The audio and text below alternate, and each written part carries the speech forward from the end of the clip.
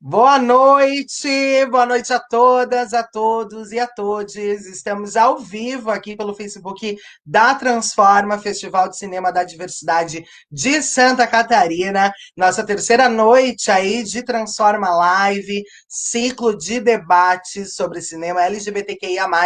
E a gente está aqui hoje reunidinhas porque o babado é certo. E hoje estamos recebendo duas convidadas super importantes para o cenário artístico, cultural e do audiovisual brasileiro. Elas que vão ter aí um momento muito importante com a gente essa noite, que é de um bom papo, né? Porque estamos longe, mas a gente sente falta de bater um papo. Eu sou Suzaninha, estou aqui montada hoje, especialmente porque depois dessa live tem outra live, então por isso que vocês vão ter que me aguentar essa noite por aqui.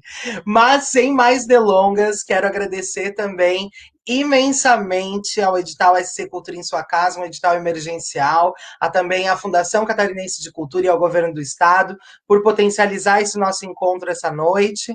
E também quero desejar uma boa noite para Thomas Dadan, antes da gente convidar as nossas colegas para falarem. Boa noite a todas, todes e todos. Boa noite para Zara e para Vulcânica. Queria agradecer imensamente o aceite de vocês estarem aqui com a gente, compartilhando nessa live. É muito importante ter vocês aqui, né, potencializando a Transforma com esse debate. E vamos lá, gente. E vamos lá, bora que bora, né? Sem mais delongas, então eu vou apresentar as nossas convidadas, o pessoal que está aí com a gente já vão mandando essa super live para as colegas, porque hoje o nosso papo é sobre representatividade e protagonismo LGBTQIA+, no audiovisual. Então a gente vai ter muita coisa para falar aí nesse tempo. Mas hoje a gente recebe essas queridonas, Vulcânica Pouca Roupa, que é travesti formada em fotografia, mestra em teatro pela UDESC. Sua pesquisa aborda a presença de pessoas transexuais, travestis e não binárias no teatro e performance, né? Onde a série Desaquenda foi seu principal trabalho do mestrado e está disponível no YouTube pelo canal da Cucetas Produções. Pesquisa Bambolê e Comicidade, integra a CIA Fundo Mundo, CIA de Circo, formada exclusivamente por pessoas transexuais, travestis e não binárias. É performer, poeta, artista plástica e visual, produtora cultural e curadora circense. E também temos a Zara Dobura, que tem 23 anos, é residente em São Paulo, é uma travesti multiartista com enfoque e interesse a trabalhar questões sociais em performances de gênero, pautas decoloniais, mundo LGBTQIA+, anticapitalismo e etc. Formada pela UFSC e agora mestranda pelo programa de pós-graduação da ECA, USP, e cursa e pesquisa atuação em direção em artes cênicas. Tem experiência com teatro, performance, música, dança, cinema, modelo e artes visuais. Compõe os movimentos de batalhas de rap, sarais nacionais, participa da cena Vogue Brasil e se produz independentemente na cena audiovisual musical. Performa na noite em bares, festas e eventos. Quando fala sobre o ser humano, prefere trazer à tona as questões existenciais, neurodivergenciais, contradições e tudo que é indeglutível para o status quo. É isso, queridas. Sem mais delongas, mais uma vez, muito obrigada, gurias, pela presença de vocês aqui, por disponibilizarem esse tempo tão aí potente das senhoras. E é sobre isso. Vamos começar esse bafo que eu tô bem ansiosa. Ai, Então, a gente vai fazer aqui ó, nosso primeiro, acho que a nossa pauta de hoje, já dialogando sobre isso, né? Vamos trazer uma questão aqui para a gente dar esse pontapé inicial. Queria saber de vocês, gurias. Né? A gente fala sobre protagonismo, sobre representatividade, mas o que para a Vulcânica e para a Zara é protagonismo e é representatividade? O que para vocês é esse bafo? Quem que vai começar trazendo essa bomba para gente? Pode ser a Vulcânica, então? Então, fechou. então tá. Então, Bia, tenho acompanhado, né, essa discussão sobre esses temas e tal, e eu fico pensando, né, que esse bafo da representatividade e etc., né, representatividade para mim é basicamente o ato de estar presente, né, e Só que eu fico com bastante receio, assim, sabe, de como as coisas têm sido feitas na atualidade, pensando isso, assim. Porque se tornou um babado basicamente de cota, né? E aí, tipo assim, vamos colocar. Vamos supor, né? Dentro de um filme, tem uma equipe de 30 pessoas.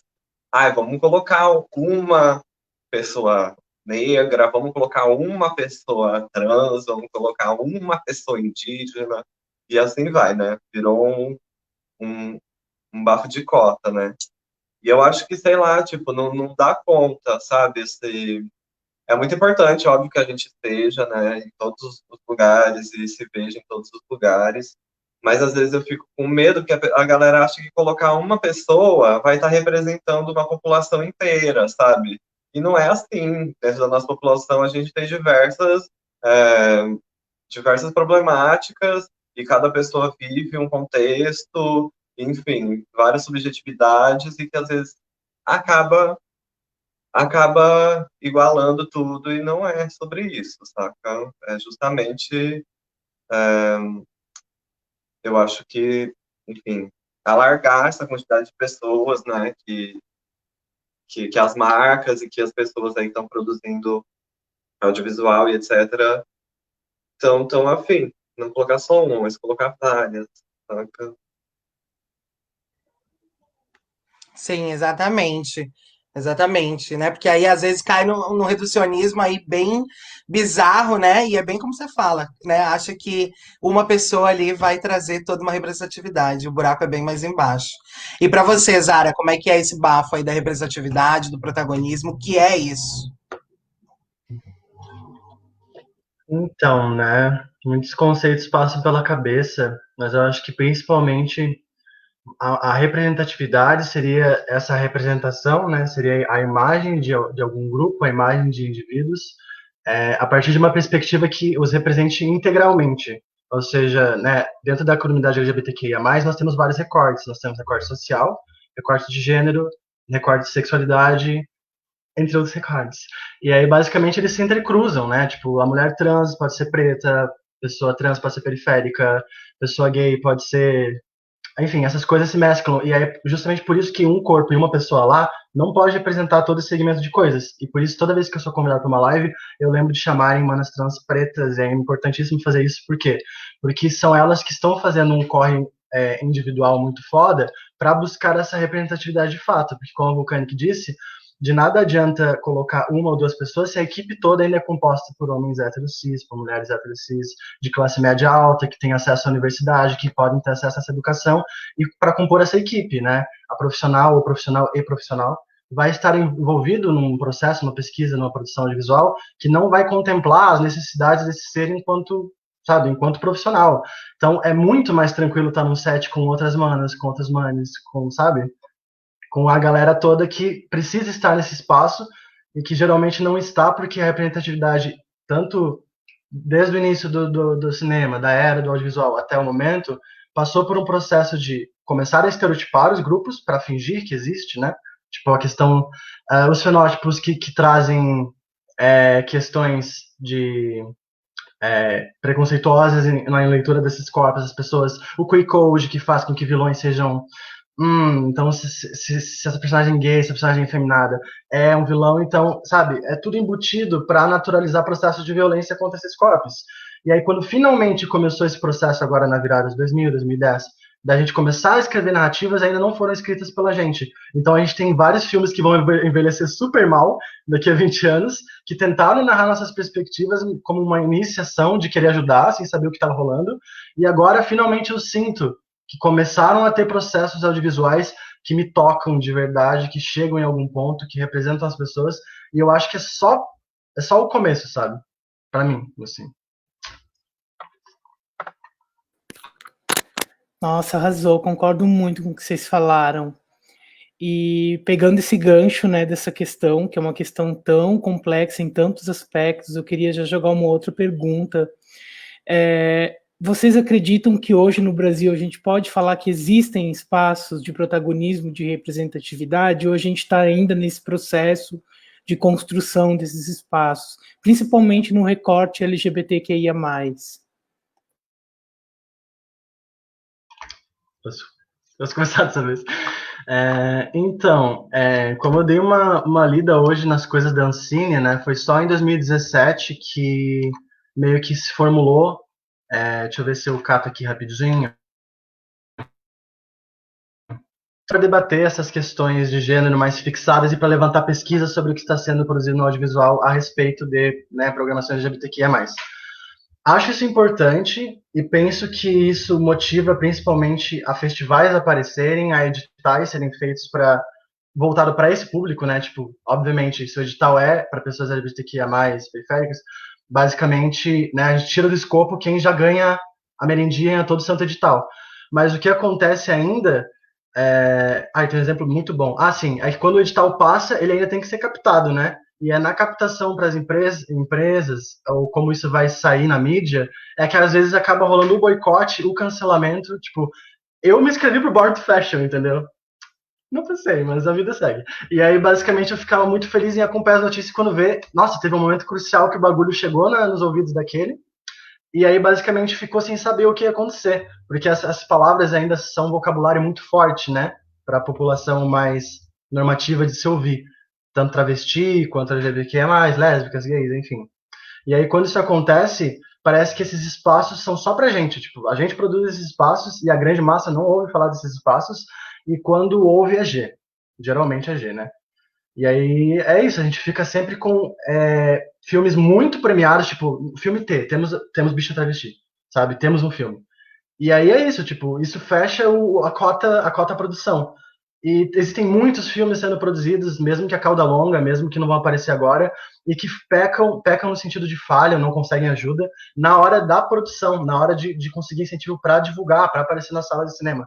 Enfim, é um processo que diz respeito não só socialmente, como também nas políticas públicas, né? Na forma como as pessoas que pensam o cinema não colaboram ou, ainda pior, dificultam o processo dessas coisas serem mostradas, né?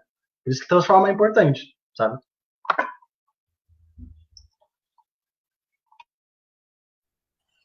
Então, eu acho que está sendo construído, né? Porque eu acho que não está dado, sabe? Tipo, a gente está levantando o nosso castelinho ainda e sei lá, se a gente for pensar mesmo nesse processo de acesso, sabe? Desde a captação é um deles, né? Só que desde escrever o edital, sabe? Quando a gente vai pegar, sei lá, quem é que sabe, saca fazer a contabilidade ali do babado, quem é que sabe escrever na linguagem que eles querem, saca? E principalmente a gente que tem o acesso à formação, né, corrompido e banido, né? Então, por exemplo, eu produzo meus babados de audiovisual na raça, saca? Vou lá simplesmente e faço do jeito que eu acho que vai ficar bom, porque eu não tenho uma formação para isso. Então, se a gente vai pensar, sei lá, um processo de escrever um filme, como é que a gente vai pensar a câmera, sabe? Se a gente não tem acesso à câmera, se a gente não sabe qual câmera é boa, como é que a gente vai, saca? Isso também não é pensado, de tipo, como a gente facilita o acesso para pessoas LGBT, para pessoas trans, pessoas racializadas, etc., terem acesso a essa formação para pensar, né?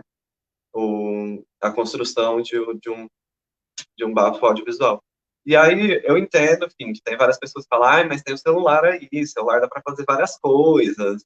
Só que, gente, vamos ser sinceros, qual filme gravado por celular que já ganhou prêmio, que está circulando muito por aí? Deve ter um ou dois, com certeza. Só que, tipo assim, não é a realidade, sabe? Enfim, infelizmente, né, nesse rolê colonizado e etc. que a gente vive, quanto mais nítida for a sua imagem, quantos mais K4K, 5K, 20K tiver, mais vão dar credibilidade para o seu trabalho, né? E a gente sabe o preço de um material desse. Então, enfim, são várias barreiras aí que a gente encontra, mas que a gente está fazendo igual, né? Daquele jeito. Exato, né? E é bem isso que você traz, Vulcânica, como esses espaços, eles também naturalizam o fato de que você tem que estar dentro desses padrões específicos, né, do fazer audiovisual, de que é esse o molde, né? E aí a gente começa a rememorar algumas demandas, que é tipo, vou trazer uma pessoa LGBTQIA+ para o set, então eu vou estar representando. Vamos abrir um edital, discutir as pautas LGBTQIA+ para categorias, mas quais vão ser essas figuras LGBTQIA+ que vão ter esse acesso? Né? Quais são as figuras gays que muitas vezes, ou lésbicas, que vão ter esse acesso a isso, né? Que têm um poder aquisitivo maior, que tiveram acesso a uma formação, e por aí vai, né? E como isso é naturalizado, o fato de que é esse um padrão, essa hegemonia, ela passa despercebida mesmo, né? Não incomoda o fato de que as pessoas não terem acesso, não pode ser questionado, né? Isso que é o mais louco e algo que a gente vem ouvindo muito nessas produções aqui de Santa Catarina. Mas, Vulcânica, você trouxe aí... Suzane, só deixa eu fazer um comentário na fala da Vulcânica rapidinho, para não ter que voltar lá na frente. Você trouxe essa questão, né, do celular e tal, e é muito louco, assim, como quem está nos espaços de privilégio dentro da produção, geralmente é quem vem com esse discurso. Você pode fazer nos moldes mais experimentais. Você pode usar o celular, que ele é mais acessível. E isso é muito louco, né, porque essas pessoas não abrem mão dos seus espaços de privilégio, não pegam as pessoas, trazem elas de, eu tenho essa câmera babadeira, vem cá, usa ela, trabalha com ela, experimenta com ela, vou te passar algumas dicas, vou te ajudar a trabalhar com essa ferramenta. Não fazem, só vão lá com aquele discursinho do tipo, você pode se virar porque é possível, sabe? É meio que uma meritocracia da produção, assim, que eu acho bizarra dentro do setor. E é o que rola, assim, o tempo todo, né? É o que a gente mais vê, esse tipo de diálogo. Mas ainda sobre isso, Vulcânica, você comentou sobre, né, a Desaquenda, que é essa série que você produz e que também foi o seu material, né, o seu trabalho de pesquisa do mestrado, né, da sua dissertação, e que é tão subversivo também para o cenário nacional, né, pensando nesse recorte de produção, de como é feito, né, desse modo que, não estando dentro dessa hegemonia, ele é experimental, né, então ele é experimental aos olhos da hegemonia, mas que é um trabalho que dá tanta, né, que trouxe tantas histórias, muitas vezes não narradas, e que se a gente não produz as nossas narrativas, né, as nossas memórias, elas são empurradas para debaixo do tapete e esses corpos não existiram. E aí eu queria saber de ti, assim, Vulcânica, todo esse teu trabalho com a série Desaquenda, né, pela Cucetas Produções, como foi essa experiência de enfrentar também esse espaço normativo do que é produzir um documental, né, um documentário, uma série documental, mas também como foram esses diálogos com as pessoas que participaram, né, como foi botar esse trabalho na rua? Você já trouxe aí de que você faz ele na raça experimental, né, sem financiamentos de editais, enfim. A gente queria saber, né, como que esse material ele vem para o público, assim, né? Como foi esse acesso de toda essa potência que é a série Desaquenda, como ela chegou no público? Conta um pouquinho para a gente desse processo todo. Sim, então, quando eu entrei no mestrado, eu entrei sabendo que eu queria falar sobre pessoas trans travestis dentro do teatro e da performance, né? Porque já estava começando essa onda do debate sobre transfake, enfim, eu já estava fazendo parte já estava frequentando os encontros da Rede Brasileira de Teatro de Rua e vendo como estava atrasado ainda, sabe? O pensamento das pessoas, dos grupos de teatro referente a pessoas trans, etc. E aí, quando eu entro no mestrado, eu percebo que não é sobre escrita o meu trabalho, né? Eu não queria fazer mais um trabalho, uma tese para ninguém ler, etc. E aí fiquei pensando em como transformar esse trabalho em algo mais acessível, né? Que pudesse chegar a outros lugares com facilidade e também, sei lá, que minha avó conseguisse assistir e entender, assim, o que estava acontecendo, né?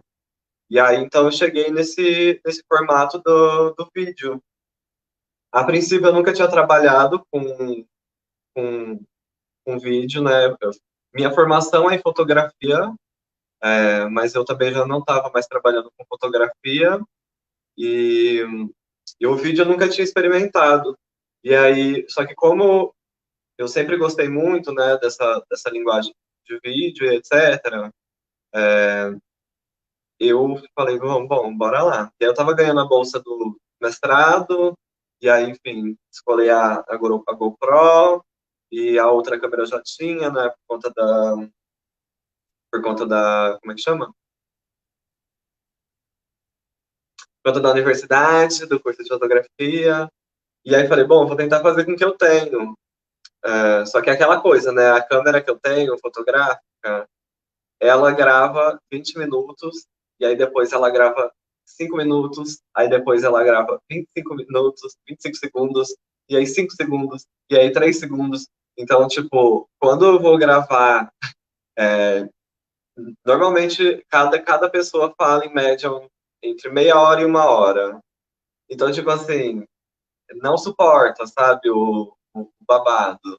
E aí isso eu fui tentando também entender como é que eu fazia, mas aí gravando com duas câmeras, né, com a GoPro e com ela, entendendo que dava para dar um truque ali. E aí, no processo de montagem, eu tive a ajuda da Jana, né, aí de Florianópolis, Jana Machado, e que já trabalhava e tal com vídeo, e aí ela foi me dando dicas, assim, ó, e aí você vai fazendo isso, faz aquilo.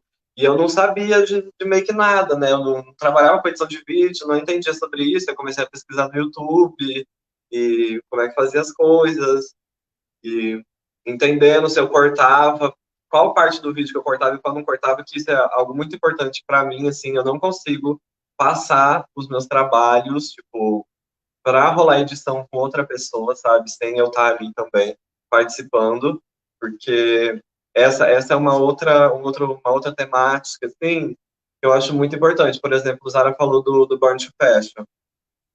Eu acho que seria de extrema importância ter uma pessoa trans na edição desse programa, por exemplo, sabe? Porque a edição é o que você vai querer passar para as pessoas, a forma que você vai querer passar para as pessoas. E aí, quando a gente está falando, né, de população trans e etc., a gente precisa ter um olhar sensível para aquilo.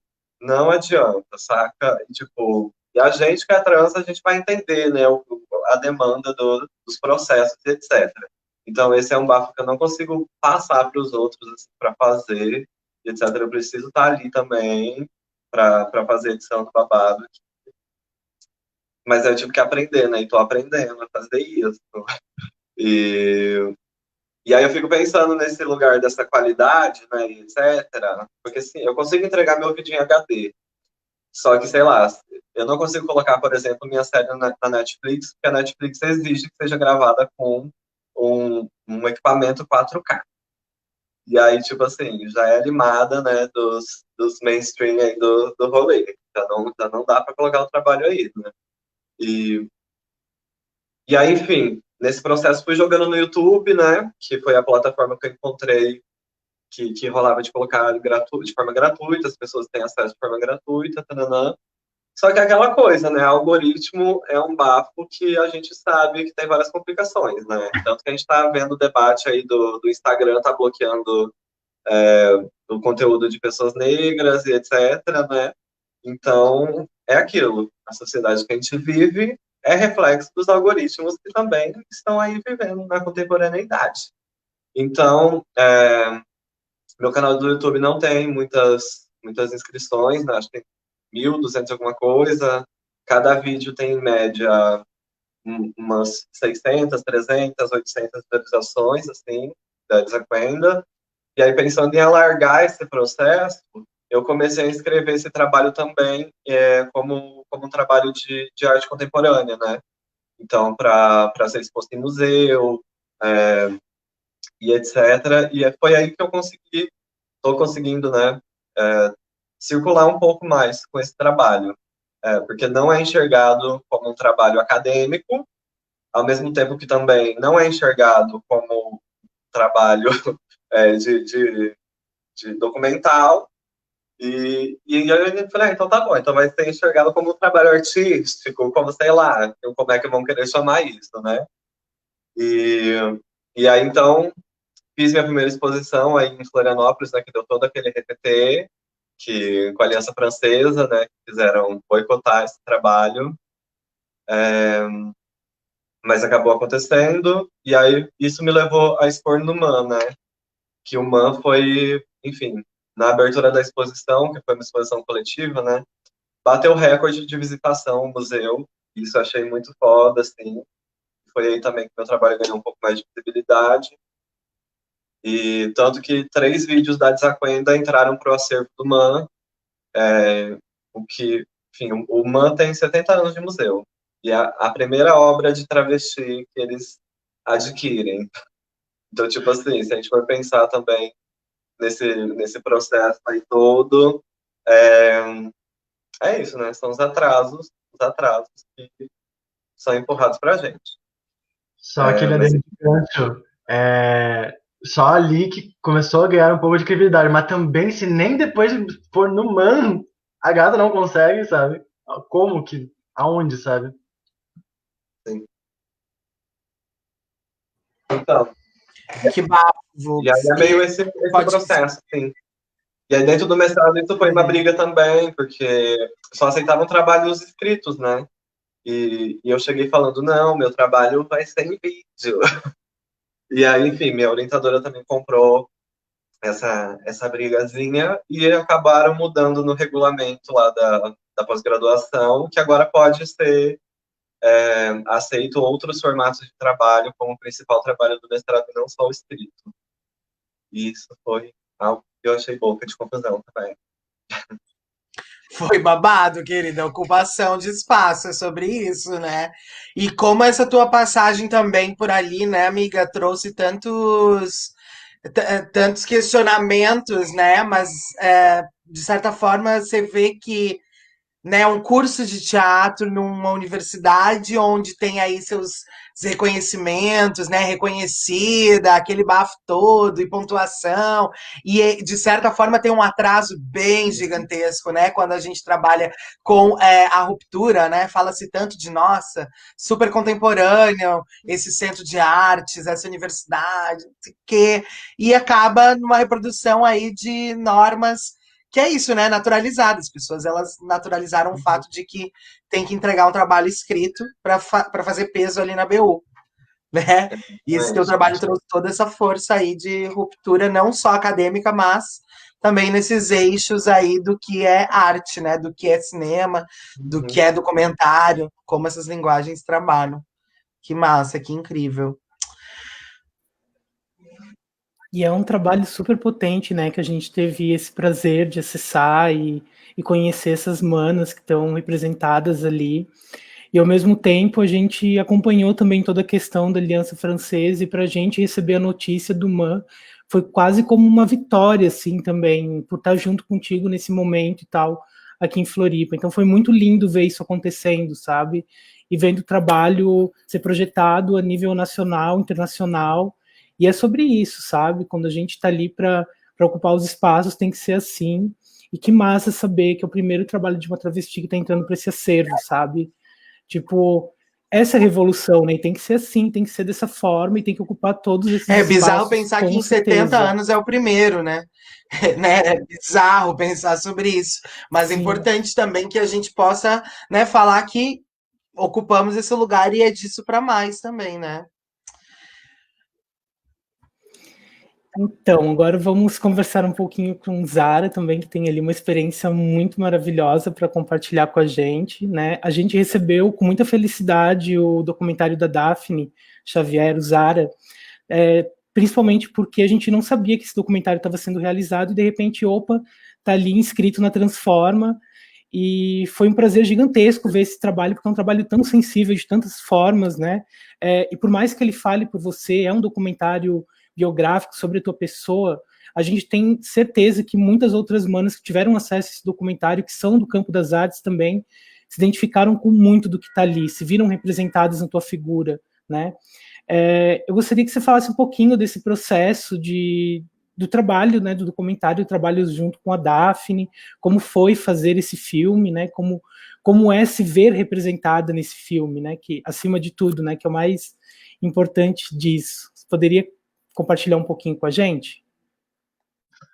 Total, gente. Então, só antes de entrar nesse processo específico, só queria fazer uma brevíssima retomada do quão curioso isso é, que quando eu entrei em 2015 na UFSC para fazer a graduação em artes cênicas, Eu era uma garota cheia de sonhos, ainda sou, mas um pouco destruída por dentro. E basicamente eu queria muito colar com as pessoas de cinema e ver o que estava sendo produzido, quais eram as propostas, ia em todos os castings, enfim, para ver o que saía dali, o que se formava de grupo, etc.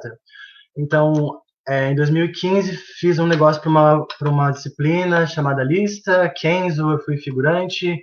Aí foi uns 6, 7 curtas assim, em que todos os personagens eram masculinos. E aí, a partir do momento que eu fiz a ruptura brutal em 2017, tipo, not anymore, eu nunca mais consegui um trabalho. Tipo, as pessoas nunca mais me chamaram. Isso é muito doido, porque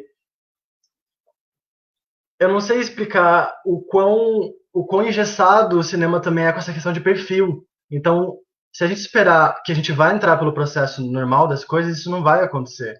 Nós precisamos que pessoas trans, pessoas LGBTQIA+, sejam os próprios produtores para fazer os castings, para chamar a gente, porque as pessoas, os homens héteros, mulheres héteros, brancos, querem um perfil binário do que é mulher e do que é homem. É o cara com barba, musculoso, e é a mulher de cabelo longo, com traços caucasianos. Tipo, são os dois tipos. A Netflix, qualquer seriado mais, oh meu Deus, dramatic, a gente vê esse estereótipo, esse fenótipo, all the time. É só isso, eles não querem mais nada. E aí, basicamente, o único trabalho que eu consegui, além da Zara, sendo uma mulher trans, foi Jingle Dad.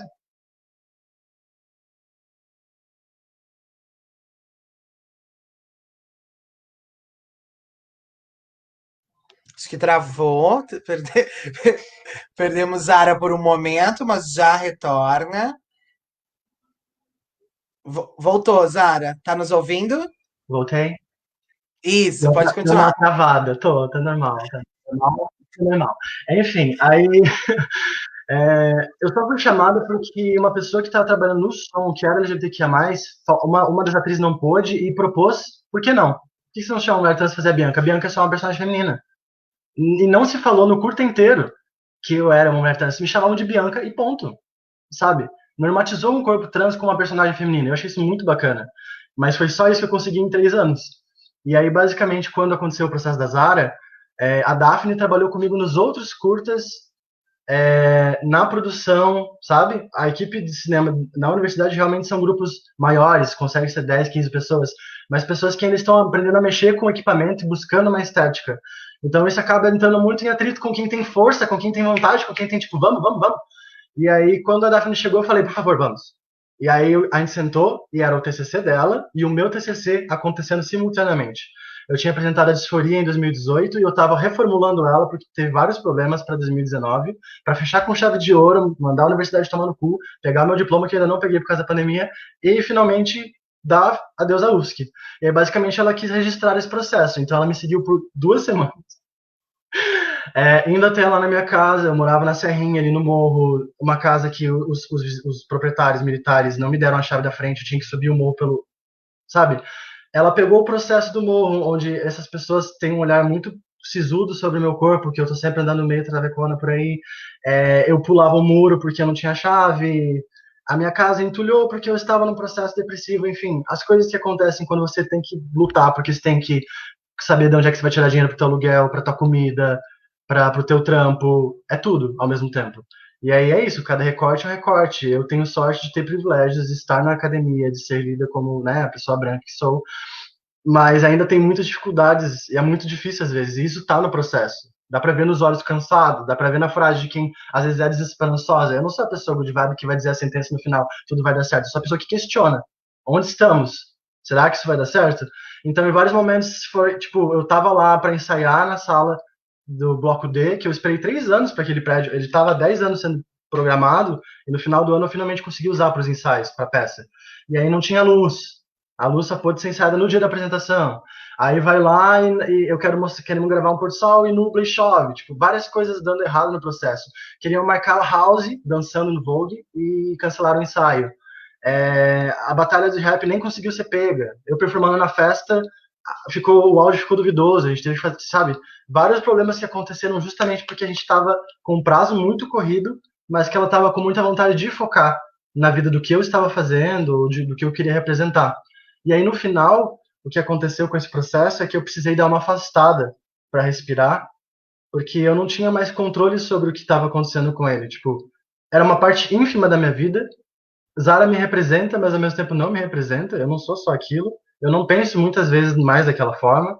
Às vezes eu penso, sabe? Depende do momento. A gente tem várias personalidades dentro da gente. E eu acho que principalmente ela não dita nada sobre o que é ser trans.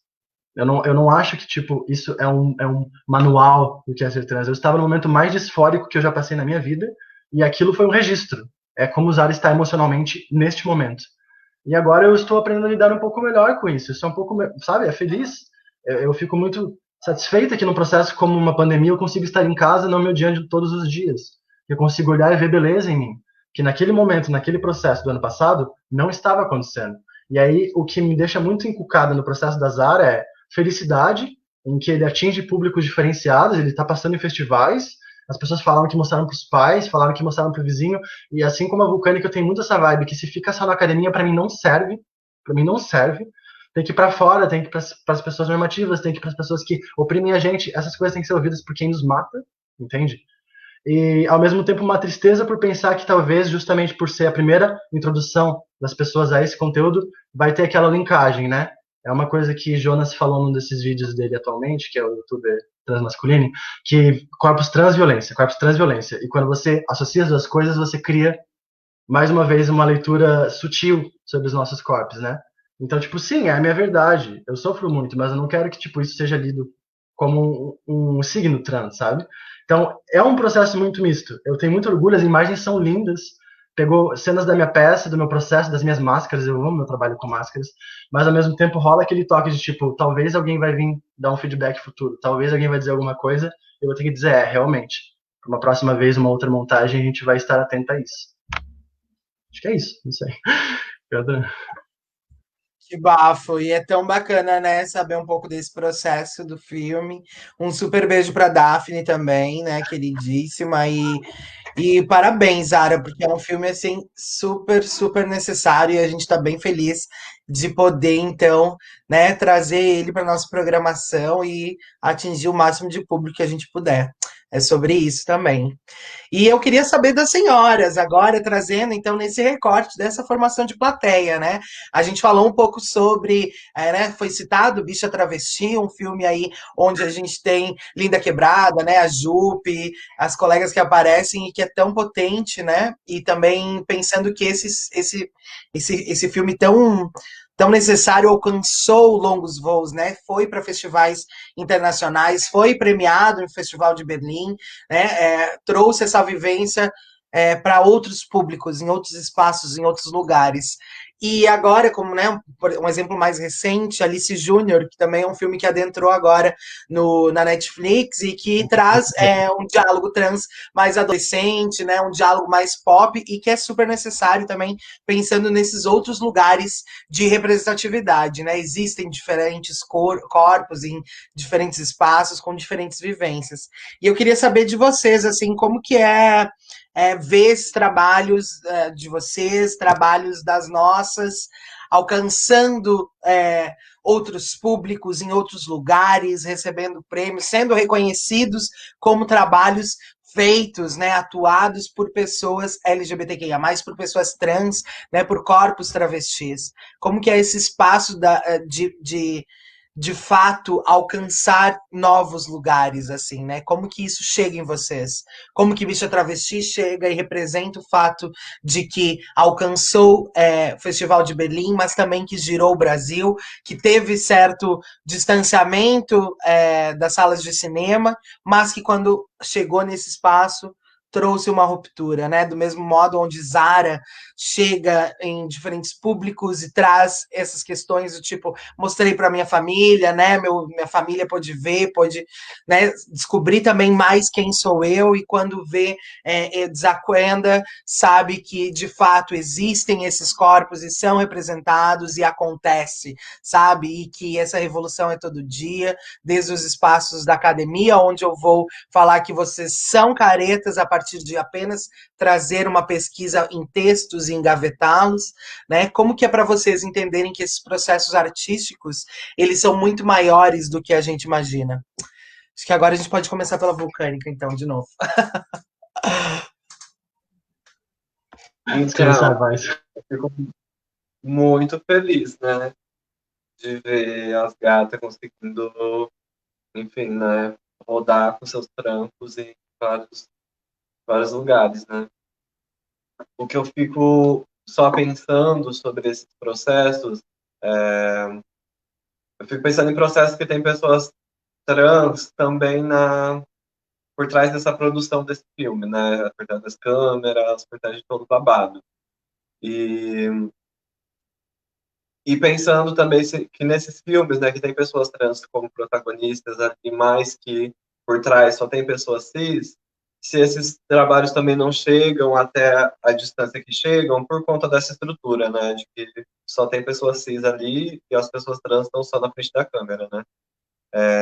Então, fico pensando sobre tudo isso, porque, sei lá, tem vários filmes e etc. que estão sendo produzidos por curtas que estão sendo produzidos por pessoas trans, tanto na frente da câmera quanto atrás da câmera, e que também a gente não vê alcançando lugares, assim, pensando em fora do Brasil e etc, né?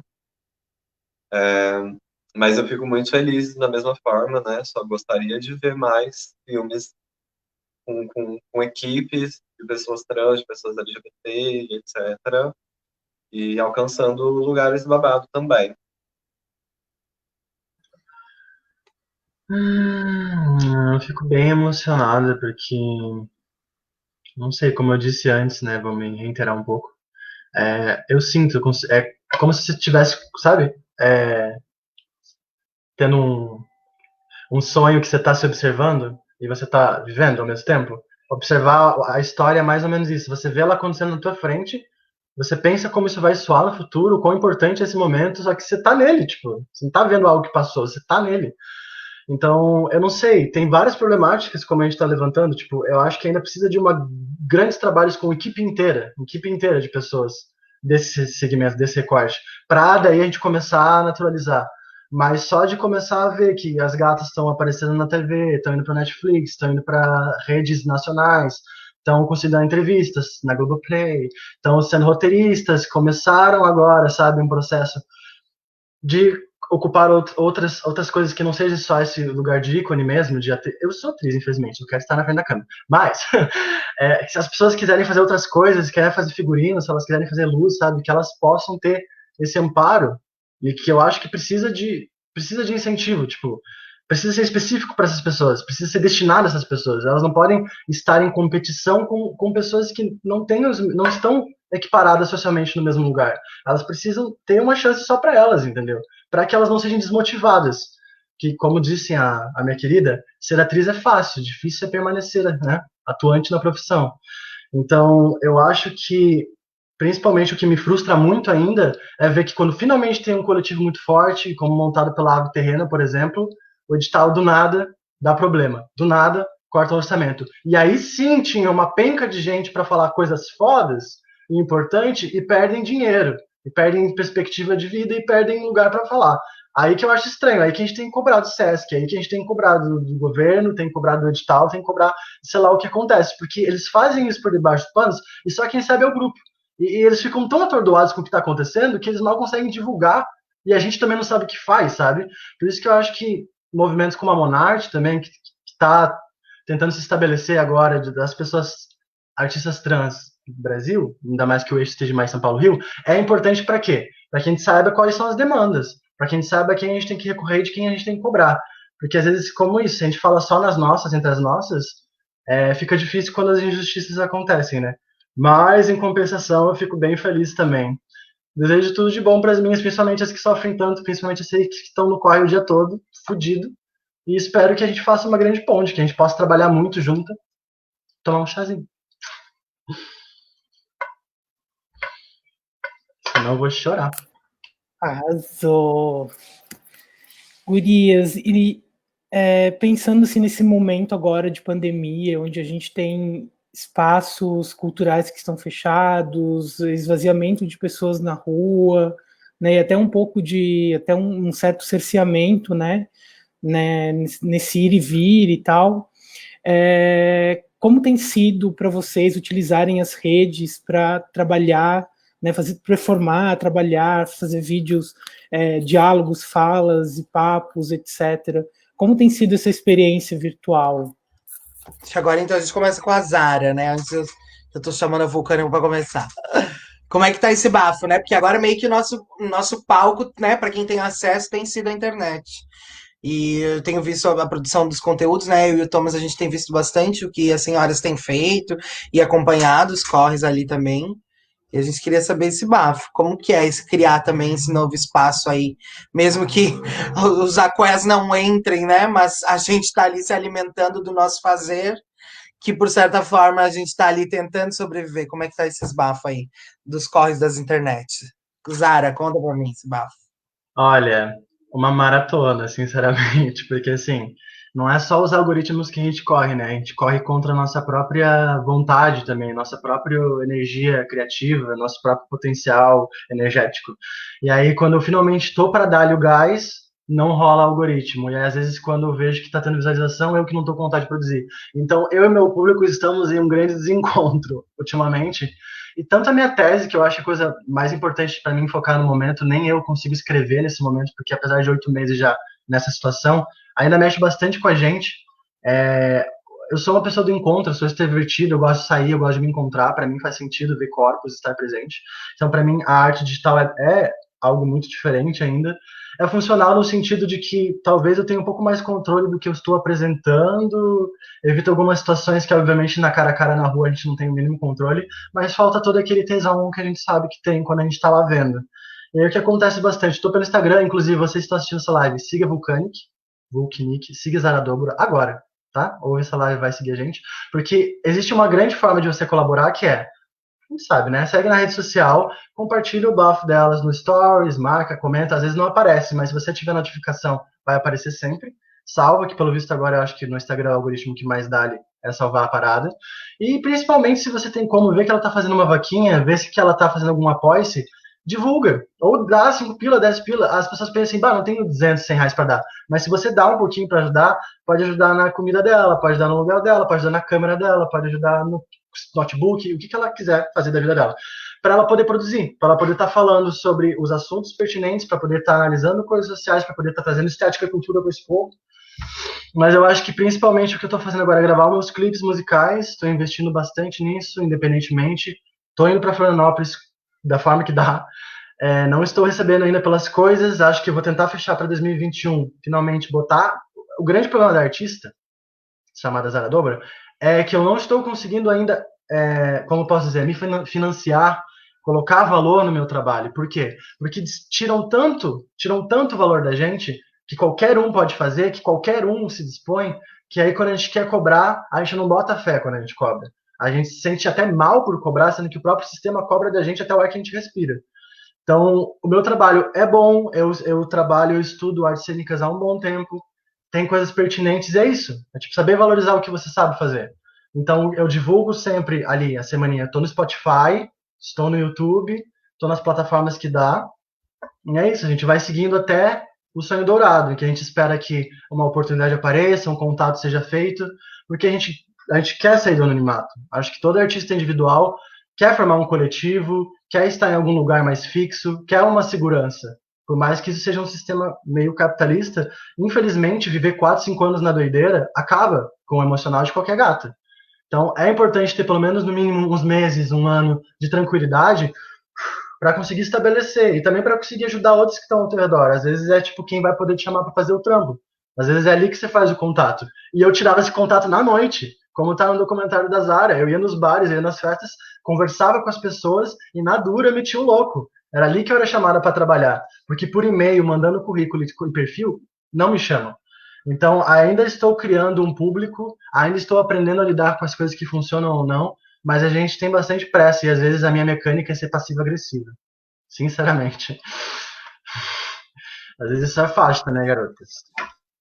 É sobre isso também, né? Mas. Ai, gurias, espero que a gente dê essa volta por cima logo, hein? Porque olha, dias de luta e dias de luta, né? Aguardando as glórias. E tu, Vulcânica, como é que tá essa produção toda de conteúdo aí que você tem feito? Vários vídeos super didáticos. Conta um pouquinho pra gente. Então, eu, antes da pandemia, era uma pessoa que me auto-boicotava bastante, assim, nesse sentido de produção de conteúdo para a internet. Então, tipo, eu só publicava coisas onde eu não aparecia, sabe? Trabalhos meus. E quando eu aparecia era foto. E aí, com a pandemia, tipo assim, eu falei, quer saber? Bora se jogar, né? Então começo a produzir conteúdos falando, né? Aparecendo na câmera e etc. E, e é isso. Tipo, antes me colocavam, né? E ainda me colocam várias vezes, como uma pessoa agressiva, uma pessoa que não sabe dialogar, uma pessoa que taranã. Só que gravando os vídeos e fazendo o babado, minha intenção não era ser didática, sabe? Era só fazer o vídeo. Mas aí as pessoas foram comentando, né? Tipo, ai, nossa, tá muito didático. Nossa, como, né, seu pensamento tá. Você fala de uma coisa tão complicada de uma forma simples de entender. Nossa, como. Taranã. Aí eu fui entendendo que, na verdade, não é exatamente eu que não sei dialogar. Em alguns momentos é também, ó.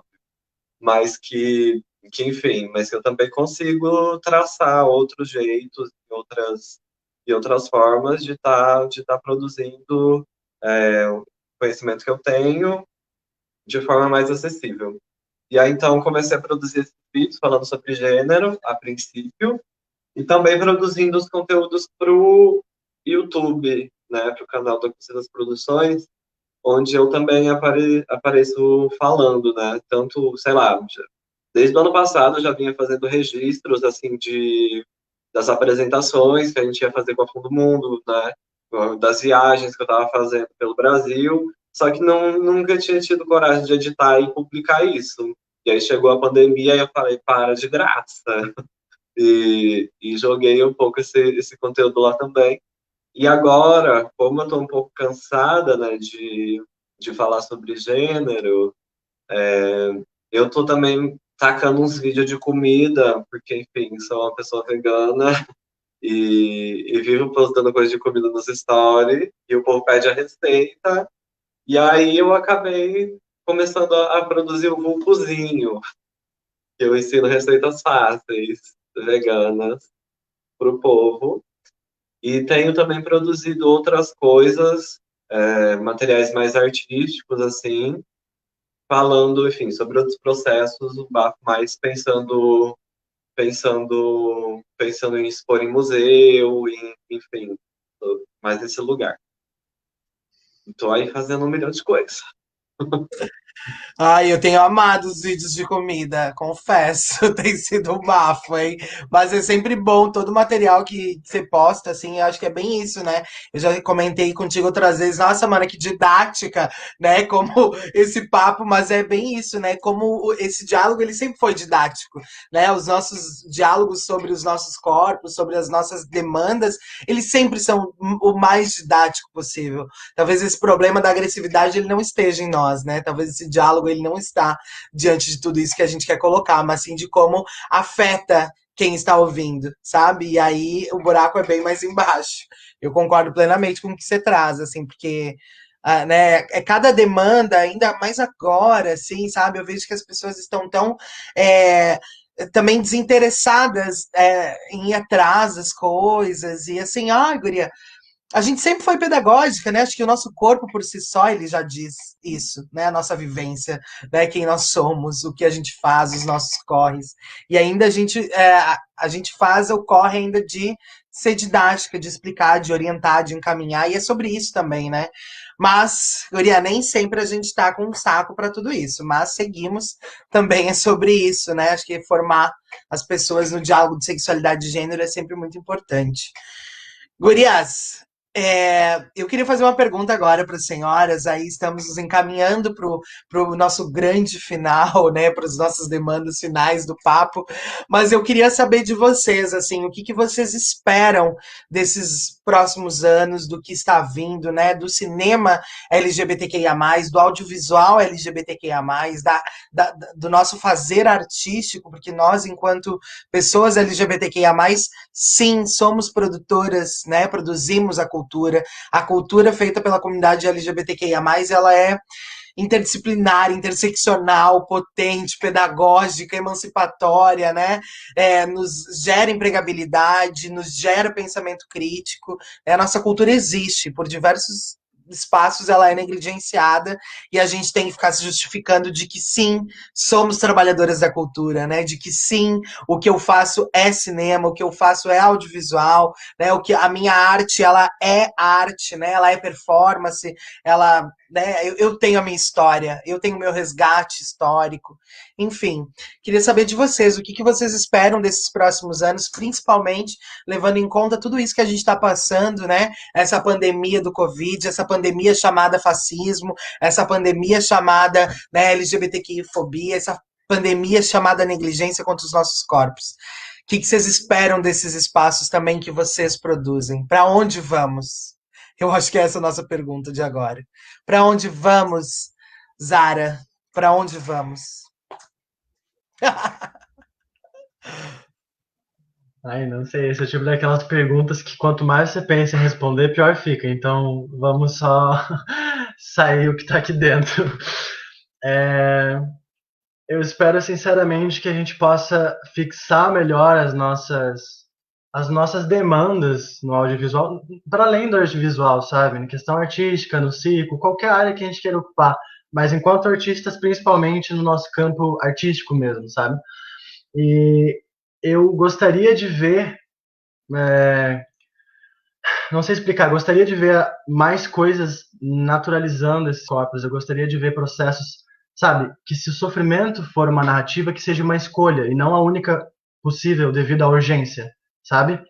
Tipo, que a gente possa ver atrizes trans, homens trans, pessoas não binárias, que a gente possa ver mais pessoas pretas, periféricas, que a gente possa ver lésbicas, que a gente possa ver, sabe?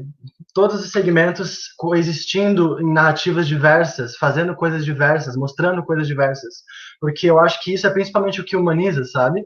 É tipo você olhar a personagem e ver que ela tá achando por qualquer outra coisa, que não seja simplesmente por causa de uma questão identitária. Eu acho que eu quero que as minhas, os meus possam fazer outras coisas, falar sobre outras coisas, sabe? Fazer coisas leves, fazer a vulcânicozinho, sabe? Fazer receitas, que elas possam ser astronautas ou piratas, que elas possam, tipo, serem crianças dançando balé, que elas possam ser um número de outras coisas além da imagem do espelho, sabe? E, eu não sei, é uma pergunta muito difícil de responder, né? Eu só pensei nisso, sinceramente. Mas eu acho, principalmente, que eu queria que não fosse tão difícil. Eu acho que eu queria que tivesse uma forma de a gente ter acesso mais fácil a essas informações. E principalmente que as pessoas que têm privilégio abrissem mão um pouquinho desse privilégio e pararem de ser fominhas. Que, como você falou mais no meio da entrevista, puxasse pelas mãos das amigas e ajudasse a produzir. Porque o primeiro som que eu gravei, que foi transmissível, foi Vulcanic e Remorais que me chamaram para gravar no estúdio do Warlock, entendeu? A Zara foi a Daphne que me chamou para pegar as câmeras que eu não tinha acesso para gravar. Então, às vezes começa por aí, começa por uma rede. O sistema não vai dar os jogos, as pessoas é quem fazem os jogos. Então, se a gente se ajudar enquanto ser humano, eu preciso ter fé que as coisas vão mudar aos poucos. Aos poucos, talvez a gente não vá ver, mas talvez nossos filhos, nossos netos vão ver. E para mim isso já é importante. Saber que a gente fez o máximo que a gente pôde para não deixar o sistema igual, para tentar deixar as coisas um pouco mais justas para quem, sabe, para quem não tem acesso, para quem sofre, e é isso aí. Acho que tudo que eu vou falar aqui é pedagogia de campanha, gente, porque o resto a gente já sabe. Arrasou, mana. E tu, Vux, pra onde vamos? Mona, eu queria que fosse todo mundo pro inferno, né? Sinceramente. Assim, queria que o centro da Terra explodisse e acabasse com essa merda toda. Mas, Dois tipos de pessoa. mas é isso. Mas estamos aqui. Então, eu não sei, assim, eu não tenho perspectivas boas. Não, sabe? Não espero, não espero, não espero. Eu tô, tipo assim, vivendo um dia após o outro, vendo o que que dá pra fazer, porque, sinceramente, se mesmo em pandemia, o número de mortalidade de pessoas trans aumenta, o que que a gente espera, sabe? Não, é complicado, assim, pensando nisso tudo. Mas, enfim, mas eu gostaria que a galera tivesse mais consciência do que faz, inclusive com seu voto, sabe? Já que estamos em época de eleição, né? Tipo assim, que a galera tivesse consciência de que já deu desses bofe branco, cisgênero, rico, que não tá nem aí pra ninguém. Mas eu também já tô um pouco desacreditada de coletividade, porque, sinceramente, o que eu ando vendo é mesmo pessoas que estão fodidas, socialmente fodidas, etc., se degladiando enfim.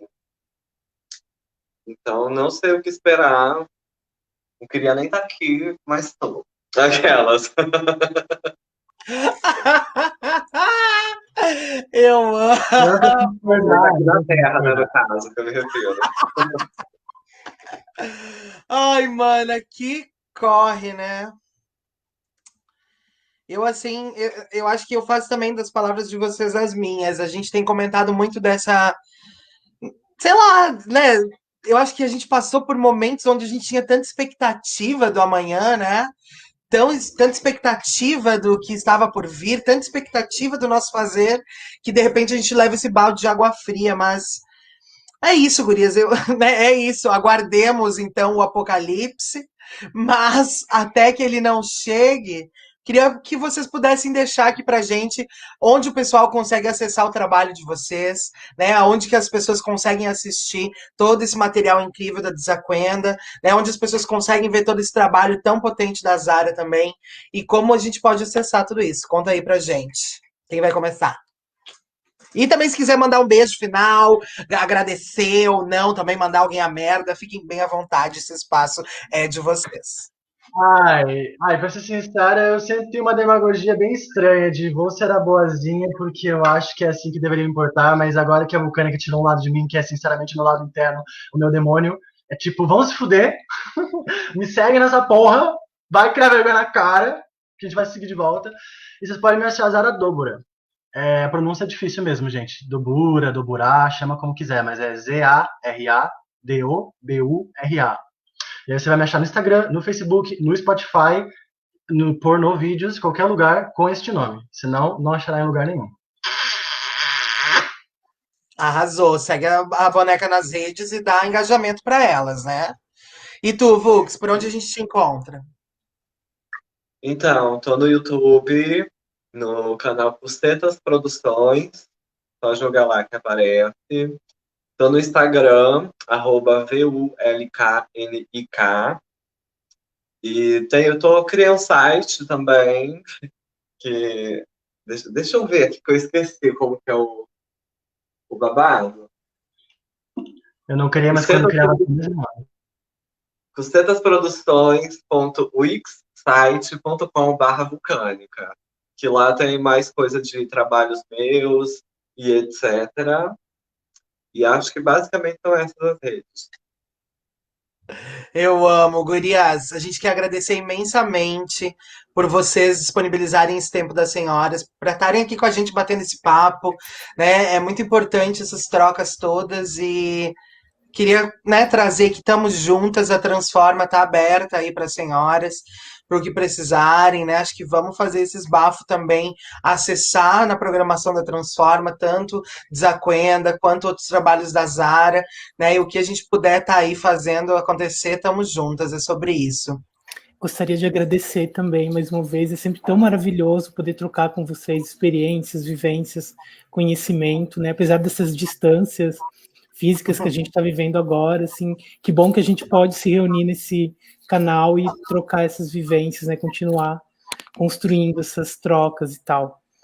E gostaria de lembrar todo mundo, né, que esse vídeo vai ficar disponível no Facebook da Transforma, vai estar disponível no YouTube da Transforma, e será transformado também em podcast. Então, se alguém aqui que está acompanhando com a gente viu, quer mandar para alguém o link para assistir, é só acessar essas páginas que o conteúdo vai estar lá.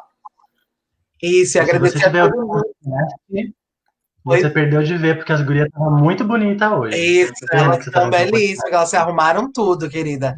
Mas e agradecer também a todos os colegas que ficaram com a gente até agora. Um super beijo. Deixa eu mandar uns beijinhos aqui para as pessoas que comentaram. Andréia, Jussi, Dona Dete Rogoski, lá de Chapecó, um super beijo. O professor Márcio, vários coleguinhas, Giovana também. E a todo mundo que assistiu e esteve aqui com a gente. Amanhã a gente está de novo aqui para o nosso último dia de ciclo de debates, às 19 horas. E a gente vai ter um papo aí com realizadores de filmes LGBTQIA+, aqui do estado, né, com realizadores catarinenses. Então vai ser um papo super legal também, esperamos vocês.